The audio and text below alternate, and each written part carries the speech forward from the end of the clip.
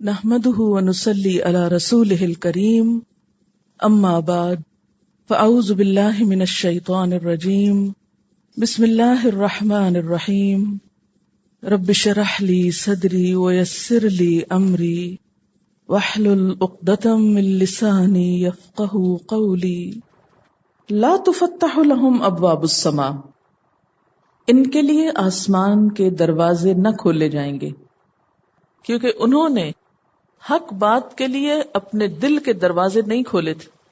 کافر اور منکر کا جب وقت موت آتا ہے تو آسمان سے سیاہ رنگ محیب صورت یعنی خوفناک شکل والے فرشتے خراب قسم کا ٹاٹ بوریا لے کر آتے ہیں اور اس کے سامنے آ کے بیٹھ جاتے ہیں۔ پھر فرشتہ موت اس کی روح اس طرح نکالتا ہے جیسے کوئی خاردار شاخ گیلی اون میں لپٹی ہوئی ہو، اس میں سے کھینچی جائے، اس طرح یہ روح نکلتی ہے، یعنی پھٹ پھٹا کے، اور اس کی بدبو مردار جانور کی بو سے بھی تیز ہوتی ہے۔ فرشتے اس کو لے کر چلتے ہیں، راہ میں جو دوسرے فرشتے ملتے ہیں تو پوچھتے ہیں یہ کس کی خبیث روح ہے؟ یہ حضرات اس وقت اس کا وہ برے سے برا نام یاد کرتے ہیں جس کے ساتھ وہ دنیا میں پکارا جاتا تھا، مثلا کوئی چور، کوئی ڈاکو، یعنی جو برے لوگ ہوتے ہیں ان کی برائی معلوم ہوتی ہے، اور لوگ چاہے زبان سے دنیا میں نہ بھی بولیں لیکن دل میں جو برے شخص کی برائی ہوتی ہے وہ سب کو معلوم ہوتی۔ کہتے ہیں کہ یہ فلاں بن فلاں ہے، یہاں تک کہ سب سے پہلے آسمان پر پہنچ کر دروازہ کھولنے کے لیے کہتے ہیں تو اس کے لیے آسمان کا دروازہ نہیں کھولا جاتا، بلکہ حکم یہ ہوتا ہے کہ اس بندے کا اعمال نامہ سجین میں رکھو، جہاں نافرمان بندوں کے اعمال نامے رکھے جاتے ہیں، اور اس روح کو پھینک دیا جاتا ہے، یعنی آسمان سے پٹخایا جاتا ہے زمین پر۔ وہ بدن میں دوبارہ آتی ہے، فرشتے اس کو بٹھا کر اس سے بھی وہی سوال کرتے ہیں جو مومن بندے سے کیے تھے۔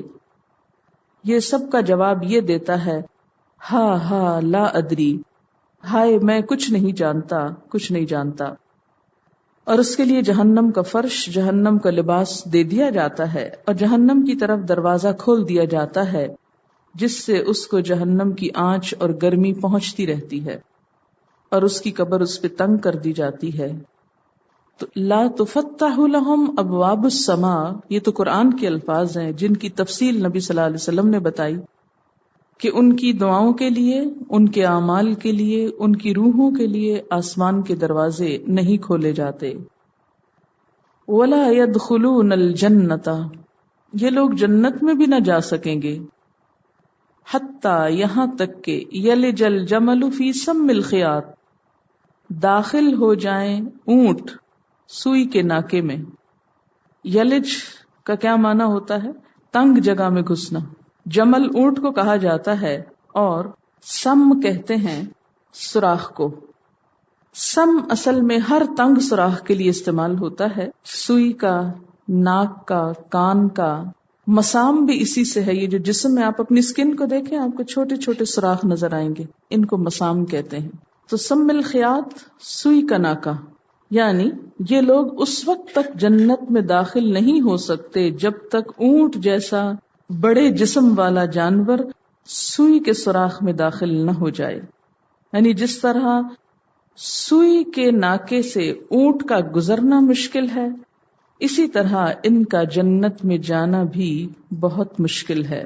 امر محال کے لیے یہ محاورہ استعمال کیا جاتا ہے۔ سوئی کا ناکا کتنا ہوتا ہے؟ بہت باریک، اس میں دھاگا بہت مشکل گزرتا ہے، تو اونٹ کہاں سے گزرے گا؟ اونٹ عام جانوروں میں سائز میں سب سے بڑا ہے نا، یعنی جس طرح اونٹ نہیں جا سکتا ایسے ہی یہ لوگ جنت میں نہیں جا سکیں گے۔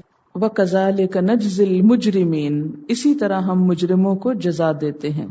لیکن آپ دیکھیں کہ بسا اوقات لوگ ایسی چیزوں کا کس طرح مذاق اڑاتے ہیں۔ ایک اخبار میں اونٹوں کے کاروان کی تصویر چھپی ہے جسے سوئی کے ناکے سے گزارا جا رہا ہے۔ یہ ایک طرح سے مذاق ہے۔ یہ سینٹ پیٹرز برگ جو رشیا میں ہے، وہاں پر ایک آرٹ گیلری میں کسی کا یہ آرٹ پیش کیا گیا، اور اس میں لکھا ہوا کہ a caravan of miniature camels made from precious stones passes through the eye of a needle in an exhibition that opened at an ethnographic museum here on Tuesday۔ تو یہ ایک میوزیم میں اس کو ڈسپلے کیا گیا۔ لیکن دنیا میں اگر انسان ایسی چیزیں بنا کر اللہ کی کچھ آیات کا مذاق بھی اڑا لے تو اس سے حقیقت تو نہیں بدلے گی. انسان اگر یہ کہے کہ دیکھ اے رب تو کہتا ہے اونٹ نہیں گزرتا سوئی کے ناکے سے، میں نے کاروان گزار دیا، تو یہ کہنے کی حد تک تو انسان جو چاہے کہہ لے، لیکن اللہ سے کوئی مقابلہ نہیں کر سکتا. سمجھانا یہ مقصود تھا کہ جنت میں داخلہ متکبر لوگوں کا اور اللہ کی بات جھٹلانے والوں کا بالکل محال ہے، امپاسبل ہے. اللہ کی جنت اللہ کے بندوں کے لیے ہے، وہ بندے جو بندگی کرنا جانتے ہوں، تکبر کرنا نہیں. تکبر کا لفظی معنی کیا ہے؟ بڑا بن کے دکھانا. لہم من جہنم مہاد، ان کے لیے جہنم میں سے ٹھکانہ ہے. مہاد ہوتا ہے بچھونا، مہد کہتے ہیں نا پنگھوڑے کو، بچے کا جھولا پنگھوڑا جس میں بچہ لیٹتا ہے، تو مہاد بچھونا، بیڈنگ. ومن فوقہم، اور ان کے اوپر سے غواش اوڑھنا ہوگا، یعنی ان کا بستر کا نیچے کا بچھونا بھی آگ ہوگی اور اوپر کا لحاف بھی آگ ہوگی. لحاف میں بھی آگ لگی ہوگی اور نیچے میٹرس میں بھی آگ لگی ہوگی. جہنم میں ان کا آرام ایسے ہوگا. آپ سوچیں کہ آج کل تھوڑی سی گرمی ہے، صرف گرمی کی وجہ سے نیند نہیں آتی، کہاں یہ کہ کسی کے میٹرس اور بلینکٹ میں آگ لگ جائے اور وہ سویا رہ جائے. سو سکتا ہے کوئی؟ یہ جہنم کی شدت کا اظہار کیا جا رہا ہے کہ لوگ ہوش میں آئیں اور اپنے غلط کام چھوڑ دیں. غواش غاشیہ کی جمع ہے، ڈھانپ لینے والی چیز. مراد یہاں آگ کے پردے ہیں جو ہر طرف سے ڈھانپ لیں گے. کذالک نجزی الظالمین، اسی طرح ہم بدلہ دیتے ہیں ظالموں کو. تکبر کرنے والے، خود کو بڑا سمجھنے والے اسی طرح بدلہ پائیں گے. والذین آمنوا وعملوا الصالحات، اور وہ لوگ جو ایمان لائے اور انہوں نے اچھے عمل کیے. لا نکلف نفسا الا وسعها، ہم کسی شخص کو اس کی وسعت سے بڑھ کر تکلیف نہیں دیتے. مراد اس سے کیا ہے کہ ایمان اور عمل صالح ایسی چیز نہیں کہ جو انسان کے بس سے باہر ہو، کہ انسان کر نہ سکتا ہو. جو کرنا چاہے وہ کر سکتا ہے. یعنی اللہ تعالیٰ نے کسی انسان کو ایسا کوئی کام کرنے کے لیے نہیں کہا جو اس کے بس سے باہر ہو. جو بھی فرائض اور ذمہ داریاں اللہ تعالیٰ نے عائد کی ان کو نبھانا انسان کے بس میں ہے. یعنی ہر شخص سے اس کی وسعت کے مطابق ہی نیک اعمال کی ڈیمانڈ ہے. یعنی اللہ تعالیٰ نے ان کی کوئی اماؤنٹ مقرر نہیں کی ہوئی کہ اتنی اماؤنٹ لے کر آؤ گے تو جنت ملے گی. دنیا میں تو آپ کو کوئی چیز خریدنا ہو تو اس کے لیے ایک اماؤنٹ مقرر کر دی جاتی نا. مثلا اس کتاب کی قیمت یہ ہے، اس کی یہ اس زمین کی یہ، مکان کی یہ. تو اللہ تعالیٰ نے جنت کی ایز سچ کوئی مقرر اماؤنٹ نہیں رکھی ہوئی. ہر شخص سے اس کی وسعت کے مطابق معاملہ کیا جائے گا. جس کی عمر کم ہوگی ظاہر اس کے پاس عمل کم ہوں گے، جس کی صحت کمزور ہوگی اس کے عمل مختلف ہوں گے، جس کے پاس مال کم ہوگا اس کا امتحان کم ہوگا. وہ امیر لوگوں کے مقابلے میں 500 سال پہلے جنت میں پہنچ جائے گا. کیوں؟ لا نکلف نفسا الا وسعها، اس کے پاس تھا ہی تھوڑا. اولئک اصحاب الجنہ، یہی لوگ جنت کے ساتھی ہیں. ہم فیہا خالدون، وہ اس میں ہمیشہ رہنے والے ہیں. ایک طرف کذبوا بآیاتنا اور واستکبروا عنہا ہے، دوسری طرف والذین آمنوا وعملوا الصالحات ہیں. ایسے لوگوں کے ساتھ کیا ہوگا جنت میں جا کے؟ وَنَزَعْنَا مَا فِي صُدُورِهِم مِّن غِلٍّ، ہم نکال لیں گے. نزع کا مطلب ہوتا ہے نکال لینا، کھینچ لینا. ہم نکال لیں گے کیا؟ ما فی صدورہم، جو ان کے دلوں میں ہوگا. من غل، حسد، کینہ، بغض. تجری من تحتہم الانہار، ان کے نیچے نہریں بہتی ہوں گی. یعنی جنت میں کوئی بغض رکھنے والا شخص داخل نہ ہوگا. کوئی حاسد، کوئی کینہ پرور، اس کا وہاں ٹھکانہ ہی کوئی نہیں. اگر کوشش کے باوجود دلوں میں کچھ رہ گیا، دیکھیں کوشش تو انسان کرتا ہے لیکن اس کے باوجود بسا اوقات کچھ چیزیں نکالنا مشکل ہو جاتی، انسان بھول جاتا ہے لیکن ایٹ ٹائمز پھر تازہ ہو جاتی. تو ایسی صورت میں دونوں لوگ بہت ہی نیک ہیں، بہت اچھے ہیں اپنی اپنی جگہ پر، لیکن آپس میں ہر وقت کلیش رہتا ہے. مثلا حضرت زید جنہیں آپ نے اپنا بیٹا تک کہا، حضرت زینب جو بعد میں آپ کی بیوی بنی، وہ بھی ظاہر ہے کہ ان کو اتنا بڑا مقام اسی لیے ملا کہ وہ بہت نیک عورت تھی. کوئی بری عورت تو حضور کی اہلیہ نہیں بن سکتی، اور اسی وجہ سے دونوں کے درمیان آپ نے ایک رشتہ قائم کیا، مگر نہیں بن سکی. کیونکہ بعض اوقات دو انسان اپنی اپنی جگہ پہ بہت اچھے ہوتے لیکن ان کا آپس میں نہیں گزارا ہوتا، عادات کے اختلاف کی وجہ سے، مزاج کے اختلاف کی وجہ سے. ایک نیچرل سی بات ہوتی. عام لوگوں میں اگر کوئی ایسی کیفیت ہو تو انسان اوائڈ کر لے، ان لوگوں کے پاس زیادہ اٹھے بیٹھے نہیں جن کے ساتھ بیٹھتے ہی کلیش شروع ہو جائے. لیکن جہاں رشتے ہوتے ہیں وہاں پر تو یہ نہیں کر سکتے. شوہر اور بیوی کس طرح اوائڈ کر سکتے ہیں؟ تو بالآخر ان کے درمیان طلاق ہو گئی. اب یہ ہے کہ جہاں طلاق ہوتی ہے وہاں کچھ بیڈ فیلنگز بھی رہ ہی جاتی ہیں کوشش کے باوجود. اب اگر دونوں ہی جنت میں جا رہے ہیں اپنے اپنے نیک اعمال کی وجہ سے، تو وہاں جا کر یہ دیکھتے ہی کہ فلاں بھی جنت میں پہنچ گیا اور انسان کڑنا شروع کر دے تو پھر جنت کا مزہ خراب ہو جائے گا. تو اللہ تعالیٰ فرماتے ہیں کہ جنت کی سب سے خوبصورت چیز کیا ہے کہ وہاں سب کے دل صاف ہوں گے.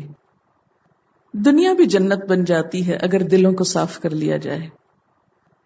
اور اسی طرح جنت میں جب اونچے نیچے درجے ہوں گے تو اس میں بھی ایک دوسرے کے لیے حسد نہ ہوگا.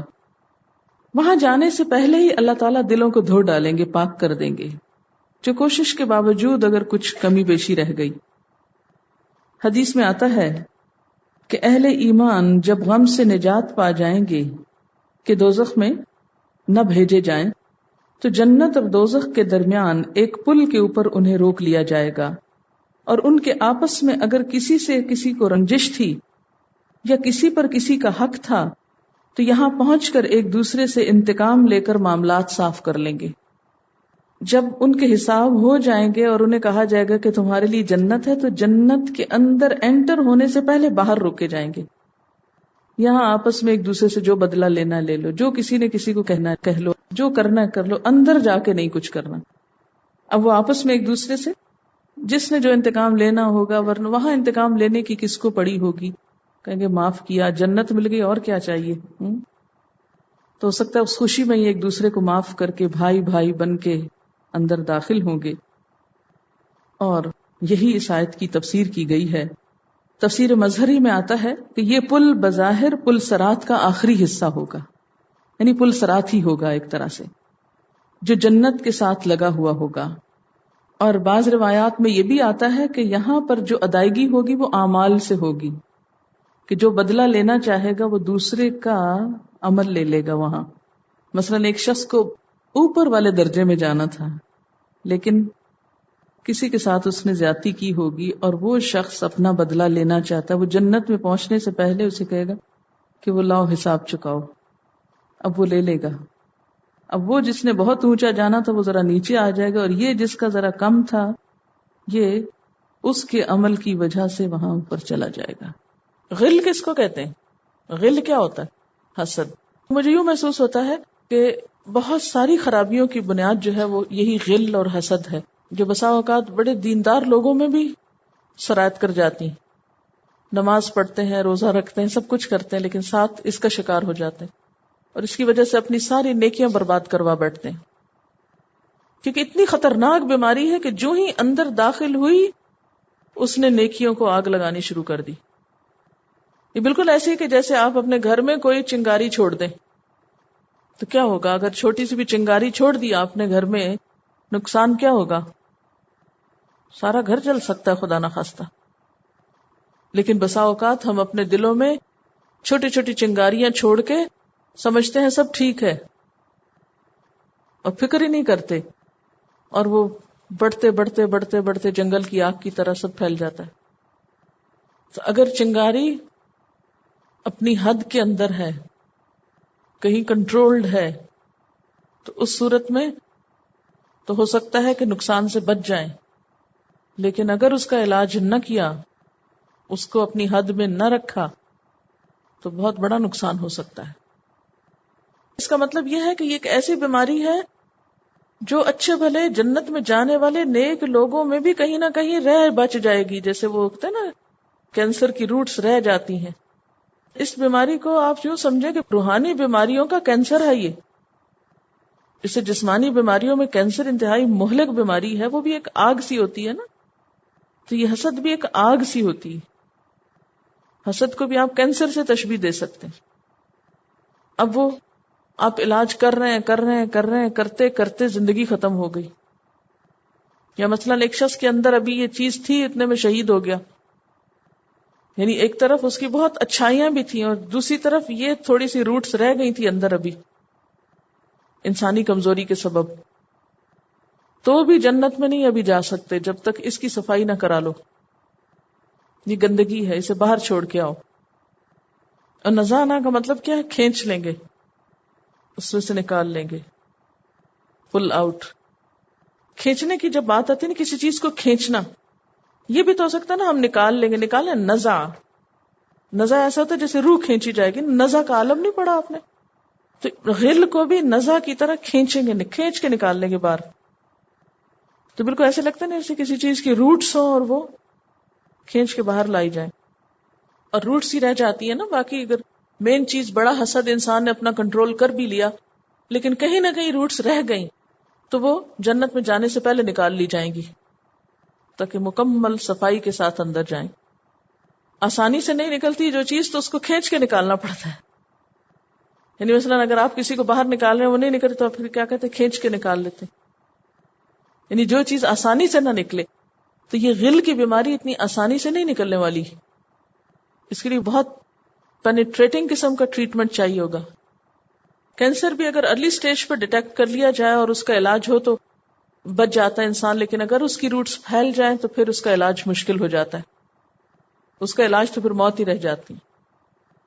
تو اسی طرح غل کے ساتھ ایک شخص اگر فوت ہو جائے تو بھی اس روٹس کو، ان بچی ہوئی چیزوں کو جنت میں جانے سے پہلے نکال کے صاف کر کے پھر اندر جانے دیا جائے تاکہ پرامن طریقے سے سب رہیں، کسی کو خطرہ نہ ہو اندر، کیونکہ روٹس کا کیا ہوتا ہے، وہ پھر کسی وقت اندر اندر پھیل کے پھر کہیں سے نکل سکتی۔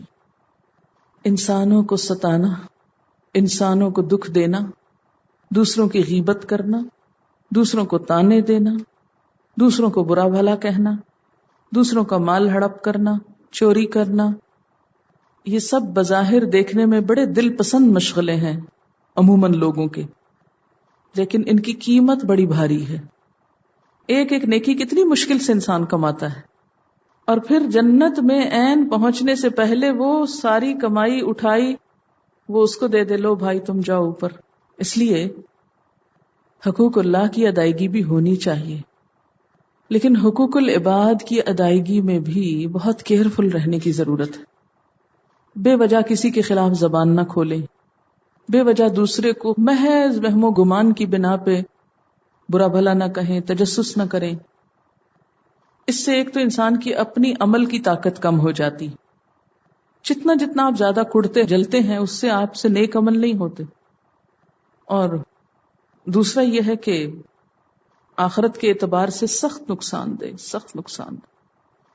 ایک حدیث میں آتا ہے، حضور صلی اللہ علیہ وسلم نے ایسے شخص کو سب سے بڑا مفلس قرار دیا جس نے دنیا میں نیک عمل کیے لیکن لوگوں کے حقوق کی پرواہ ہی نہیں کی، اس کے نتیجے میں اس کے عمل دوسروں کو مل گئے اور وہ مفلس رہ گیا، نیچے آ پہنچا۔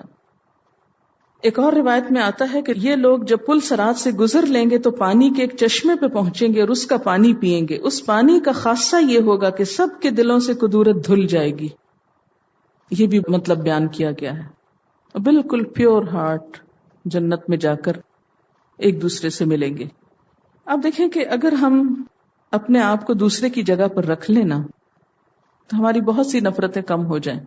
ہمارے اندر ضد، عداوت، حسد، یہ سب چیزیں کیوں پیدا ہوتی ہیں؟ اس لیے کہ ہم دوسرے کے لیے وہ نہیں چاہتے جو اپنے لیے چاہتے ہیں۔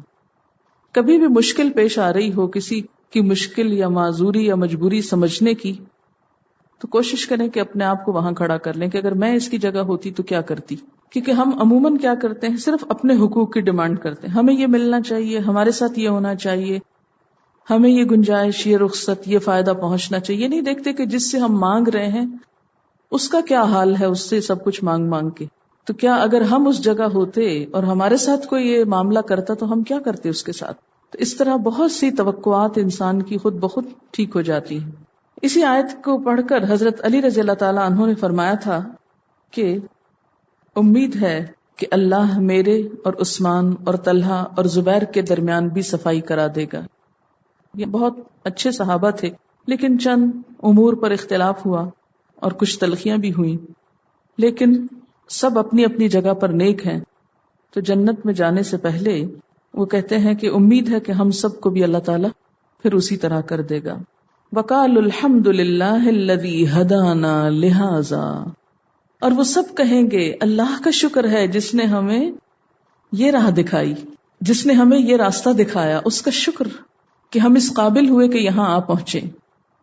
وَمَا كُنَّا لِنَهْتَدِيَ لَوْلَا أَنْ هَدَانَ اللَّهُ، ہم اس لائق نہ تھے، ہم اس قابل نہ تھے کہ ہم یہ راہ پا سکتے اگر اللہ ہم کو یہ راہ نہ دکھاتا.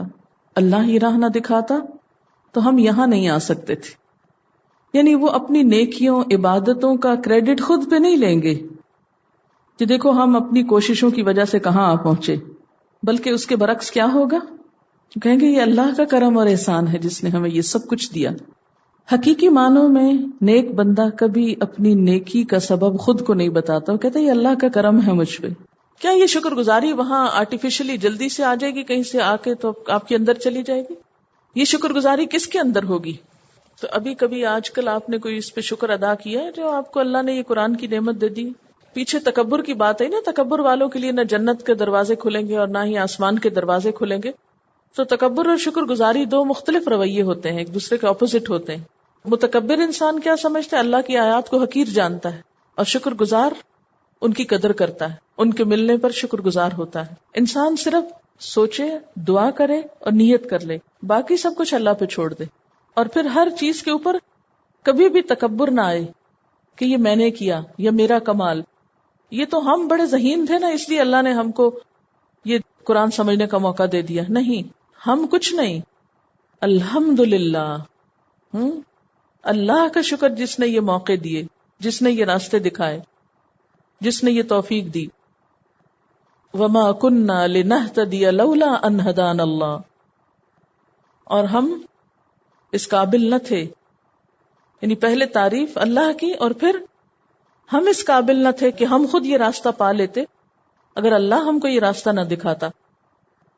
لَقَدْ جَاءَتْ رُسُلُ رَبِّنَا بِالْحَقِّ، ہمارے رب کے رسول ہمارے پاس حق لے کر آ پہنچے.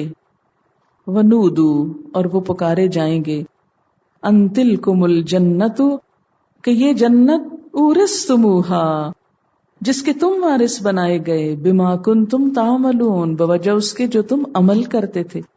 یہ تمہیں تمہارے اعمال کی وجہ سے سب کچھ دیا گیا. آپ دیکھیں کہ کتنی خوبصورت بات ہے نا، کہ ایک طرف نیک لوگ اپنے نیکی پہ پھولیں گے نہیں، کہیں گے اللہ تیرا شکر ہے تو نے یہ رستہ دکھایا، اور دوسری طرف اللہ تعالیٰ ان پہ اپنا احسان نہ جتائے گا کہ دیکھو میں نے تمہیں یہ جنت دی. وہ کہے گا نہیں، میں نے بھی تمہیں اس لیے دی کہ تم اچھے کام کرتے تھے. اور یہ اللہ تعالیٰ کی انتہائی شان کریمی ہے کہ وہ بندوں کے ساتھ ایسا معاملہ فرمائے.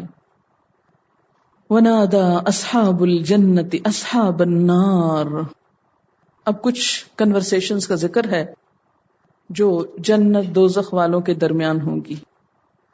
1400 سال پہلے یہ بات سمجھنا، یہ آیت سمجھنا کچھ مشکل تھی، لیکن آج کے دور میں کچھ بھی مشکل نہیں کہ ہم گلوب کے ایک حصے پہ بیٹھ کے بالکل اپوزٹ حصے پہ بات کر رہے ہوتے ہیں.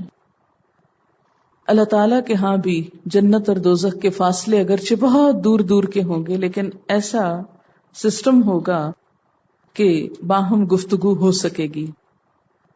بات سنانے کے لیے دوریاں حائل نہ ہوگی. اگر پورا گلوب سمٹ کر ایک نیٹ میں کنیکٹ ہو گیا ہے تو اللہ کے ہاں کیا مشکل ہے. انسانوں کی بنائی ہوئی چیزیں اگر اس درجے کی ہو گئی کہ بغیر کسی تار کے، بغیر کسی واسطے کے انسان اپنی بات دوسری طرف پہنچا سکے، اگر دنیا میں ایک موبائل سے، وائر لیس سے آپ دوسری طرف بات کر سکتے ہیں، تو جنت اور دوزخ کے درمیان ایسی کوئی چیزیں کیوں نہیں ہو سکتی. وَنَادَى أَصْحَابُ الْجَنَّةِ أَصْحَابَ النَّارِ، جنت والے دوزخ والوں کو پکاریں گے. جب پہنچ جائیں گے، اندر پہنچ گئے، اللہ تعالیٰ کا شکر ادا کر لیا، اللہ ان سے راضی ہو گیا، رضی اللہ عنہم ورضوا عنہ، اپنے اپنے ٹھکانے پہ پہنچ کے اب بات چیت شروع ہوگی.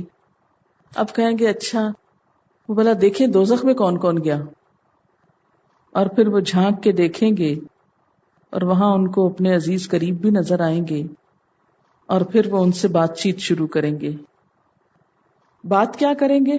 ان قد وجدنا ما وعدنا ربنا حقا، کہ ہمارے رب نے ہم سے جو وعدہ کیا تھا اس کو ہم نے بالکل سچا پایا، بالکل درست وعدہ تھا. کیا؟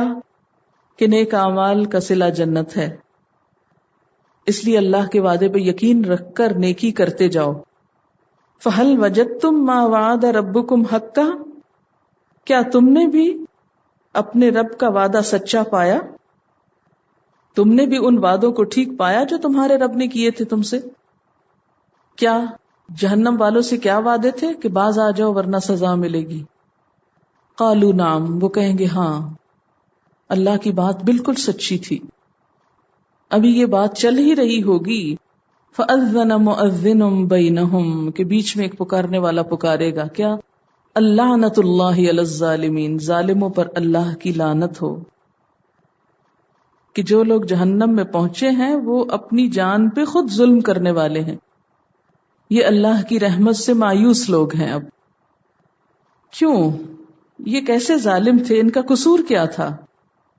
الذین، وہ لوگ، یصدون عن سبیل اللہ، اللہ کے راستے سے روکتے تھے. کیسے روکا جاتا ہے؟ ہاتھ سے، زبان سے، اشاروں سے، مذاق اڑا کے، یا کسی بھی طریقے سے کسی کو اللہ کے راستے سے، اللہ کے دین سے، اللہ کی اطاعت سے روکنا. کیا حلیہ بنا لیا ہے، تمہیں کیا ہو گیا ہے؟ وَيَبْغُونَهَا عِوَجًا، اور اس کا ٹیڑھا پن تلاش کرتے تھے، یعنی دین میں کجی تلاش کرنا، دین میں مین میخ نکالنا، دین کے احکامات کو برا بھلا کہنا، حجت بازی کرنا اور ان کے اندر خرابی تلاش کرنا، کہ ہماری سمجھ میں نہیں آتا کہ یہ حکم آخر کیوں دیا گیا، اور یہ کیوں کہا گیا، اور یہ کیوں لکھا گیا، اور یہ آج کے دور میں نہیں ہو سکتا، اور یہ ممکن نہیں. وَهُمْ بِالْآخِرَةِ كَافِرُونَ، اور وہ آخرت کے انکاری تھے. یہاں ظالموں کی 3 خصوصیات بتائی گئی کہ وہ دوسروں کو اللہ کے رستے کی طرف لانے کی بجائے اس سے روکتے تھے کہ مت جاؤ. اچھا، دوسروں کو نیکی سے بدظن کرنا بھی اسی میں آ جاتا ہے نا، کہ کسی کو اچھے لوگوں سے، اچھے کام سے بدظن کر کے اس کو اس سے پھیر دینا، اور بے وجہ کی تنقید. یبغونہا عوجا، کہ صرف یہ دیکھنا کہ اچھا یہ شخص جو نیک ہے اس کے اندر کون سی کمی کوتاہی ہے. وآخر دعوانا ان الحمد للہ رب العالمین. سبحانک اللہم وبحمدک نشہد ان لا الہ الا انت نستغفرک ونتوب الیک. السلام علیکم ورحمۃ اللہ وبرکاتہ.